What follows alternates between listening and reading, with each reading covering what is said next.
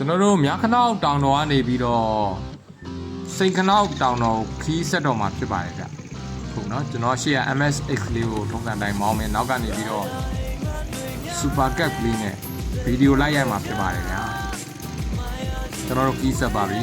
ဒီနားတွေကတော့မြေပြမယ်ဖြစ်တယ်ဗျကျွန်တော်အားလုံးရစ်လိုက်တော့မယ်မြန်မြန်လေးဖြစ်သွားအောင်နော်အားလုံးရစ်ပြီးတော့လိုက်ပါမယ်လမ်းတွေကတောလမ်းလေးပေါ့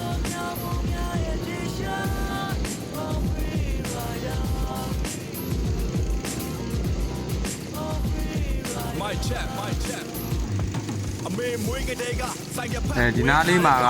ညခနောက်တောင်တော်ရဲ့အနောက်ဖက်မုတ်ကြီးနောက်ဖက်မုတ်ကြီးနားလေးအမှန်တကယ်နောက်ဖက်မုတ်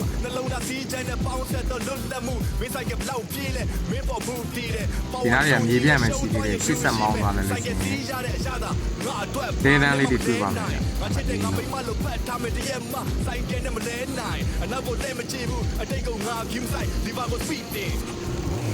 ဒီတန်းလေးလုံးကကိုတင့်တို့မသိန်းတို့မိုင်းသိန်းတို့ကိုတင့်တို့ရဲ့တဲတာမှာကျွန်တော်လမ်းနှုတ်ဆက်ခဲ့ပါတယ်ဆက်ပြီးမောင်းပါပြီဒါအပြန့်မှရှိသေးတာဗျမတက်ရဘူးဒီနားရောက်တော့လမ်းနည်းနည်းစိုးပြီဗျရစ်ထားတော့မသိတာနည်းနည်းရစ်ထားတယ်ညာရဲ့လမ်းစိုးတယ်ဆိုင်ကလေးကိုမတက်ရဘူးစီးရတာပေါ့နော်လမ်းစိုးဒီရှေ့နားနေတာစပြီးတက်ပါပြီအတက်ကိုရှေ့နားမှာတက်ပြီးနေကြတယ်ကြာ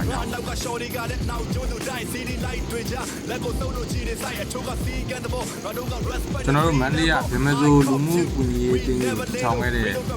ဆရာတော်ဘုရားကြီးဥသိက္ခာကဒီရွာလို့တော့ကြားဘူးတယ်ဒီရွာကကျွန်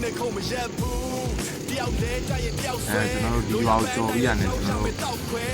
ရှင်းနာမှာအတက်ရှိပါတယ်နေရီကန်အတက်လို့လည်းခေါ်တယ်နေရီကန်တော့ပေါ့နော်ဒီနားလေးစပြီးတော့တက်တာအဲ့တက်ကတော်တော်မတ်တယ်ဟိုရှိမှမြင်ရတယ်တော်တော်မတ်တယ်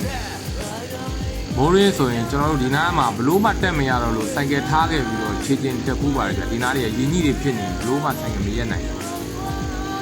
သူတော်များများလည်းအဲ့နာမှာစိုက်ကယ်ထားပြီးတော့ခြေကျင်သွားတာပေါ့စိတ်ကနောက်တော့ရောက်တော့မှဒါနေရီကန်တက်လို့ခေါ်တယ်ပေါ်ရောက်တဲလေးနှလုံးသုံးလုံးရှိနေ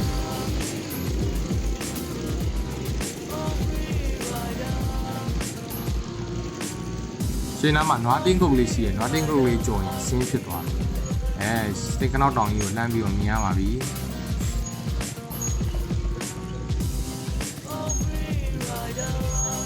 ဒါကတော့ကျွန်တော်တို့သွားမဲ့စိတ်ခနောက်တောင်တော်ကြီးပဲဖြစ်ပါတယ်ဗျာ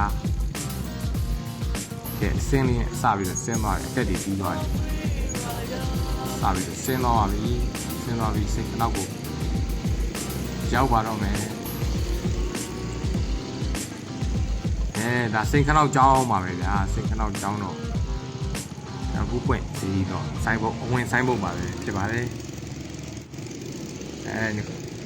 ဒီမှာတော့ဗြဟ္မစိုးဆရာတော်ဘုရားကြီးဥသိက္ခပေါ့နော်ဆရာတော်ကြီးဒါသာသနာပြုခဲ့တဲ့နေရာပေါ့ဒီနေရာကြီးဒီကျောင်းကြီးဒါ